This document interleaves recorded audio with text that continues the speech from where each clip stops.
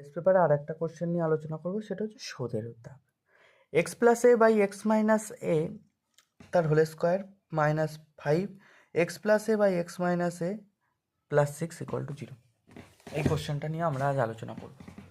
তো তোমরা ভালো করে লক্ষ্য করে যদি দেখো এই কোশ্চেনটা, তোমরা এমনি নর্মাল যে একটা পদ্ধতি আছে যে আমরা এই দুটোতে নর্মাল লসাগু করব, তারপরে কোনাকুনি গুনটুন করে ব্র্যাকেট ছাড়িয়ে ক্যালকুলেশন করব, এটাতেও চাইলে করতে পারো, তাতে কোনো সমস্যাই নেই।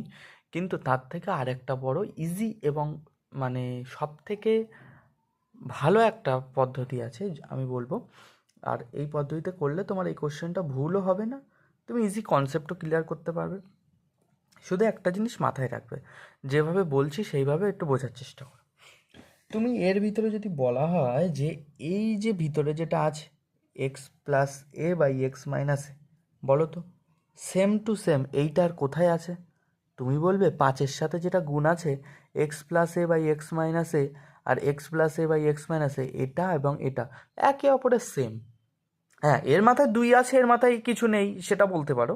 কিন্তু এটা আর এটার মধ্যে কি কিছু পার্থক্য আছে? ভালো করে দেখে বলো তো। কিছুই পার্থক্য নেই।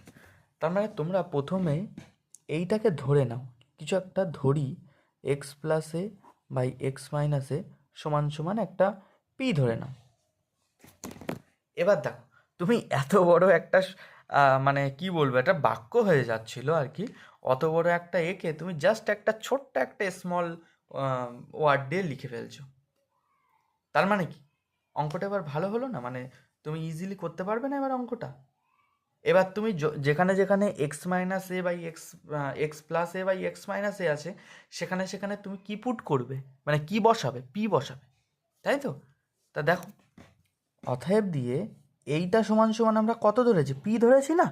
কেন ধরলাম? অঙ্কটা করার পরে তোমরা নিজেরা বলবে কেন ধরেছি। দেখো, এত বড়টাকে একটা পি ধরে নিয়েছি, তাহলে এখানে যেখানে যেখানে x plus A by x মাইনাসে আছে সেখানে আমরা কি করব? পি বসিয়ে দেবো, তাই তো? কারণ এটা মানেই তো পি, তাহলে এর জায়গায় আমরা পি বসাতেই পারি। এখানে স্কোয়ার ছিল বলে স্কোয়ার বসালাম, 5 পি বসালাম প্লাস 6 ইকুয়াল টু 0। বল, কোনো অসুবিধা নেই।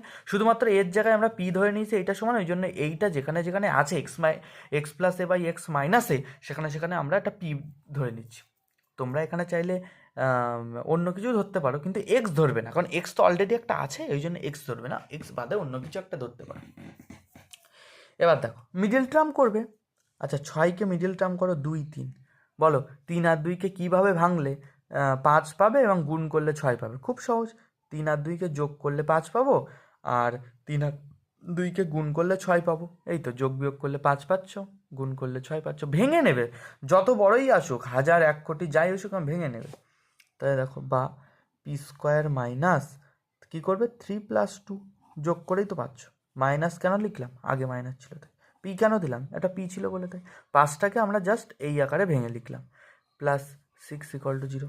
বা পি স্কোয়ার ব্র্যাকেট ভাঙো, 3p মাইনাস প্লাসে minus 2p plus 6 equal to 0। তারপরে কি, প্রথম দুটো থেকে কমন নাও, পি পড়ে রইলো পি মাইনাস 3। এই দুটো থেকে কি কমন নেবে বলো তো? মাইনাস 2 কমন নেবে, মাইনাস আছে তো, আর 2 আছে, 2 কমন নেবো, পি পড়ে রইলো। আর এখানে 3 পড়ে থাকবে, বলো এখানে প্লাস হবে না মাইনাস হবে? মাইনাস হবে, কারণ তুমি তো মাইনাস কমন নিয়েছো, তাহলে প্লাসটা তো আর থাকবে না, চিহ্ন পাল্টে যাবে। বলো, অঙ্ক ঠিক করেছো? অবশ্যই করেছি। এই দুটো আমার সেম এসছে, তার মানে অঙ্ক ঠিক। তাহলে কি করব? পি মাইনাস 3 আর পড়ে রইলো কত? P R minus 2, P R minus 2। তার মানে কোনো সংখ্যার দুটো গুণফল 0 মানে, কোনো দুটো সংখ্যার গুণফল 0 মানে প্রথম সংখ্যাটা মানেও 0, দ্বিতীয় সংখ্যাটা মানেও 0। তাহলে পি মাইনাস 3 মানেও 0, আর পি প্লাস 2 মানেও 0। তাহলে পি এর মান কত? একবার 3 আসছে, একবার 2 আসছে। আমার অঙ্ক কি কমপ্লিট? না। এবার যেটা তুমি পি ধরেছিলে, এই পি এর জায়গায় একবার কত বসাবে? এই যে 3 বসাবে, এই যে 3 বসাবে, 3 বসিয়ে চেক করবে। আর একবার পি এর জায়গায় কত বসাবে? 2 বসাবো, 2 বসিয়ে চেক করব। তাই তো? বুঝতে পারছো না? পি সমান আমরা ধরেছিলাম, এত বড়টা ক্যালকুলেশন করতে অসুবিধা হবে বলে আমরা এই ডিভাইড আকারে যেটা ছিল আমরা একটা কোনো নির্দিষ্ট সংখ্যা দ্বারা ধরেছিলাম, ধরার ফলে তোমরা ইজিলি একদম মিডল টার্ম করে সুন্দর করে করতে পেরেছো। আর পি এর মান একবার এসছে কত 3, আর পি এর মান একবার এসছে কত 2, তার মানে এই পি এর জায়গায় একবার কত বসাবো, এটা সমান সমান একবার 3 বসাবো এবং এটা সমান সমান একবার 2 বসাবো। চলো তাহলে কি লিখবে, অতএব পি এর মান বসিয়ে পাই, এই যে বসিয়ে পাই। তাহলে মাঝখান থেকে একটা দাগ টেনে দাও, তাহলে দেখো এই যে x plus A by x minus এ, এটা সমান সমান একবার কত বসাবে, একবার 3 বসাবে। আর সেমভাবে x plus A by x minus এ সমান একবার 2 বসাবে, কারণ এখানে তো পি ছিল, পি এর মান আমি এখন দুটো পেয়েছি, একবার 3 একবার 2, তাহলে এটা সমান একবার 3 লিখেছি আর একবার এটা সমান 2 লিখেছি। এবার সমাধান করবে, এক্সের দুটো মান পেয়ে যাবে। তা দেখো সমাধান করলে এক্স প্লাস এ পড়ে রইলো, আর এই যে নিচে যেটা আছে কোনাকুনি গুণ হলে কত হবে, 3 ইন্টু এক্স মাইনাস এ, তাই তো। তাহলে এক্স প্লাস এ সমান সমান ব্র্যাকেট ছাড়াও 3 এ পড়ে রইলো, তাই তো। এবার এক্সগুলোকে পাশাপাশি নিয়ে আসো, এক্স মাইনাস 3x আর প্লাস এ ছিল, আর এটাকে এই পাশে নিয়ে আসলে কত প্লাস 3a হয়ে যায়, বুঝতে পারছো তো। প্লাস 3x-টাকে এই পাশে নিয়ে গেলে সমান সমানের এই পাশে নিয়ে আসছি, তো দেখো সমান সমানের পাশে আর কিছুই নেই, জিরো ছাড়া সব এই পাশে নিয়ে আসছি, তাহলে প্লাস 3x-টা মাইনাস 3x হয়ে গেল, প্লাস মাইনাস 3 এটা প্লাস 3 হয়ে গেল। এবার এখান থেকে এটা করলে কথা হয় মাইনাস 2x, কারণ বড়টার আগে মাইনাস চিহ্ন আছে, তাই মাইনাস 2x, আর এখানে হয়ে গেল কত 4a ইকুয়াল টু 0। তারপরে দেখো মাইনাস টু এক্স সমান সমান -4a, এই 4টাকে ওই পাশে মাইনাস মাইনাস কেটে গেল, তাহলে অতএব x সমান সমান 4a, আর এই যে 2টা ছিল এই 2টা ভাগ করে দেবো, গুণ ছিল সমান সমান এই পাশে গেলে ভাগ হয়ে গেল, তাহলে কত 2 কেটে গেল 2a, তাহলে একবার x এর মান কত এসছে 2a। সেমভাবে এই পাশেরটা ক্যালকুলেশন করো, x প্লাস এ পড়ে রইলো আর 2 এর সাথে কোনাকুনিভাবে x মাইনাস এটা গুণ হবে, তাহলে পড়ে রইলো x প্লাস এ, আর এদিকে 2x মাইনাস 2a।